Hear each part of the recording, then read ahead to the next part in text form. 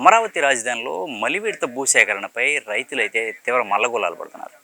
తొలి విడతలో 30,000 మంది రైతుల దగ్గరగా 50,000 పైచిలకు భూమి తీసుకున్నారు. ఇది అభివృద్ధి చేసిన తర్వాతే మలి విడత భూసేకరణ కానీ భూసేకరణ కానీ వెళ్ళాలని చెప్పి రైతులు డిమాండ్ చేస్తున్నారు. ఇదే అంశంపై అమరావతి రాజధానిలో ప్రధాన గ్రామమైనటువంటి మందడం గ్రామంలో ఉన్నటువంటి రైతులు మనతో మాట్లాడేందుకు సిద్ధంగా ఉన్నారు. వారితో మాట్లాడి వారి అభిప్రాయాలు తెలుసుకునే ప్రయత్నం అయితే చేద్దాం. అమరావతి జై చంద్రబాబు ల్యాండ్ పూలింగ్ ద్వారా తీసుకున్న భూమిని 4 ఏళ్లలో 5 ఏళ్లలో సకాలంలో అప్పుడు ప్లాట్లు క్లియరెన్స్ చేసి ఇస్తున్నారు.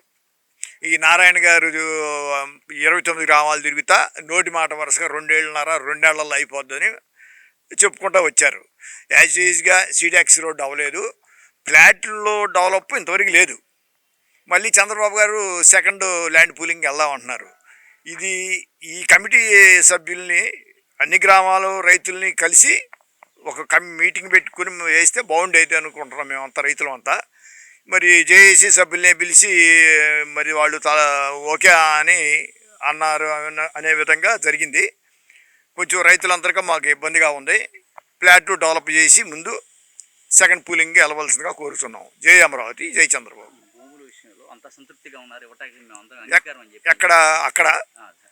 అక్కడ విషయం ఇక్కడ పూలింగ్ని బట్టి ఇక్కడ విధానాన్ని బట్టి వెళ్తారు అనుకుంటున్నాం మేము కూడా, ఇక్కడ డెవలప్మెంట్ని బట్టి. అంతేగాని అక్కడ విషయం మరి ఇచ్చారనుకోండి మనం చెప్పేది కాదు. మేము ఏ కాడికేది మాది డెవలప్ చేసి ఆ సీడాక్స్ రోడ్డు తొలి విడతలు ఇచ్చిన రైతులు కూడా మాకు అంగీకారం ఏం చెప్పినారు, చంద్రబాబు గారికి ముక్తఖండంతో చెప్పారని చెప్పని ఆ రోజు జేఏసీ మీటింగ్ 85 మంది 60 మంది వచ్చారు. సరే రైతులందరినీ పిలిచి మీటింగ్ పెట్టమనండి. 2 ఏళ్ళు 4 ఏళ్ళు 10 ఏళ్ళు వస్తారుగా, అది అంగీకారంతో జరుపుకోవాలి. యాక్చువల్గా జేఏసీ మీటింగ్ పెట్టి తీసుకున్నాను అన్నారు, మరి దానికి ఓకే అని వచ్చారు. అని మాకు ఇక్కడ న్యాయం జరగలేదని అక్కడ పూలింగ్ ఇవ్వడానికి మేము వ్యతిరేకత వాళ్ళం. మేము కూడా ఇక్కడ మాకు కూడా పరిధిలో రైతుని కొద్దిగా ఉంది, భూమి ఉంది. మేము ఇక్కడ మాకు న్యాయం జరగలేదు కాబట్టి అక్కడ ఇవ్వడానికి మేము సుముఖం లేము. వ్యతిరేకత వాళ్ళు మేము కూడా అక్కడ కొంతమంది ఇవ్వని వాళ్ళు ఉన్నారు, వాళ్ళలో మేము కూడా ఇవ్వం. అది అందరు ఇస్తారనో అందరు ఇవ్వరనో, ఎవరి నిర్ణయం వాళ్ళ దాదా. ఏ రైతు ఇష్టం ఆ రైతు ఇష్టం, కానీ అక్కడ మేమైతే ఇవ్వము. ఇక్కడ మా న్యాయం జరగలేదు కాబట్టి అక్కడ ఇవ్వలేము. నా పేరు ఆదర్శుల్ బాబు. 2014లో ల్యాండ్ పూలింగ్ తీసుకునేటప్పుడు 33,000 ఎకరాలు అని చెప్పని చేశారు. దానికి సరే ఇష్టం లేకపోయినా రైతులు ఇచ్చాం, అది అయిపోయింది. 2014 తర్వాత 2019 నెక్స్ట్ ఎలక్షన్లో గవర్నమెంట్ మారింది, సైకో వచ్చాడు. ఆ సైకో మమ్మల్ని ఎన్ని ఇబ్బందులు పెట్టాడు దాదాపు అందరికి తెలిసిన విషయం. అది ప్రపంచం అంతా చూసింది. మా మీద కేసులు పెట్టి మమ్మల్ని బజారుకి లాగి మా కౌళ్ళు సరిగా ఇవ్వకుండా అన్నిటికీ ఓర్చుకొని మేము ధర్నాలు చేసి మాకు సహకరించేవాళ్ళు సహకరించారు. మేము తిన్నామో తినలేదో రోడ్డును పడి మేము ఎన్ని పోరాటాలు చేసామని మళ్ళీ ఈ గవర్నమెంట్ సాధించుకున్నాం. ఈ గవర్నమెంట్ వచ్చిన తర్వాత మాకు చాలా సానుకూలంగా ఉంది. మేము బాగానే మాకు పర్వాలేదు అని చెప్పి మా కౌళ్ళు బౌళ్ళు అని ఇచ్చేశారు. సరే వర్కులు కూడా స్టార్ట్ చేశారు, అంతవరకు బాగానే ఉంది. కానీ మా ప్లాట్లు అనేవి ఇంతవరకు పూర్తిగా మాకు అలాట్మెంట్ అవ్వాల. ఒక అలాట్మెంట్ చేశారు, కానీ ఎక్కడుంది ప్లాట్ అనేది మాకు తెలియదు. ఆ ప్లాట్ ఎక్కడుందో కూడా తెలియదు. కనీసం బౌండరీస్ చూపించు పని ఏదన్నా లోను బోన్గా అప్లై చేసుకోవడానికి వాళ్ళకి బౌండరీస్ చూపించడానికైనా కూడా ఇంతవరకు ఏమీ లేవు. మా ప్లాట్లోకి మేము అసలు వెళ్ళలేము. మేము శుభ్రంగా మాకు 2014 ముందు మేము మాకుండా కాకుండా మేము ఇంకా కౌళ్ళు బౌళ్ళు చేసుకొని బాగా బతికిన వాళ్ళమే. మాకేదో ఈ రాజధాని వచ్చి మేమేదో ఇది అవుతాం అనేటువంటిది ఏం లేదు. అయినా మేము గవర్నమెంట్ తీర్పుకి బాబు గారి మీద నమ్మకంతో ఇచ్చాం, అయిపోయింది. ఆ సైకో వచ్చాడు, మమ్మల్ని పెట్టాల్సిన కష్టాలన్నీ పెట్టాడు. ఇవాళ బాబు గారు వచ్చాడు, బాగానే ఉందని చెప్పి అనుకున్నాం. ఇంతవరకు అసలు మా ప్లాట్లు అనేది మాకు ఇంకా డెవలప్ చేసి ఇవ్వకుండానే నెక్స్ట్ స్టెప్ అంటే అసలు ఎంతవరకు ఇది? ముందు మాకు న్యాయం చేయండి, చేసిన తర్వాత మీరు నెక్స్ట్ స్టెప్ తీసుకోండి. ఎవరినో 50 మంది 60 మంది పిలిచాము మేము, వాళ్ళు అందరూ ఒప్పుకున్నారు. వాళ్ళు ఒప్పుకుంటాం అంటే ముందుగానే బాబు గారు వాళ్ళని అసలు ఇచ్చేశారు. మీకు మున్సిపాలిటీ కావాలా కార్పొరేషన్ కావాలని చెప్పనేది. దాంతో వాళ్ళు ఎవరు ఏం మాట్లాడలేకపోయారు. అంతేగాని వాళ్ళు ఉద్దేశపూర్వకంగా ఇష్టపూర్తిగా ఏమి వాళ్ళు కూడా ఇది కాలేదు మాకు తెలిసినంతవరకు. కానీ వాళ్ళు 50 మంది 60 మందినా 300 రైతులం కదా.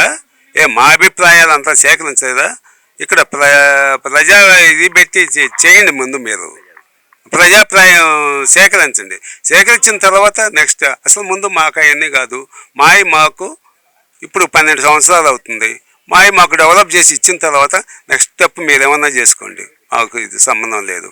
అది మా అభిప్రాయం. అది అంటే అతిపెద్ద రాజధాని హైదరాబాద్ని డెవలప్ చేశాను, అలాగే చేయాలంటే ఇన్ని ఎకరాలు కావాల్సిందే అని చెప్పని ఆయన చెప్తున్నారు. హైదరాబాద్ డెవలప్ అవ్వడం అంటే అది నిజాం నవాబుల టైం నుంచి హైదరాబాద్ ఇదైంది.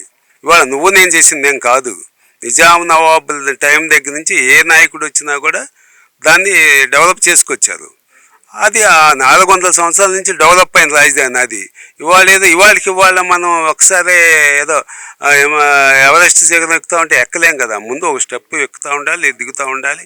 దానికి ఒక అలవాటు పడిపోయి దానికి ఇదే ఏమి లేకుండానే హైదరాబాద్తో పోల్చుకుంటాం అనేది అది కరెక్ట్ అయింది కాదు. ఇక్కడ జనాభా ఎంత ఉంది?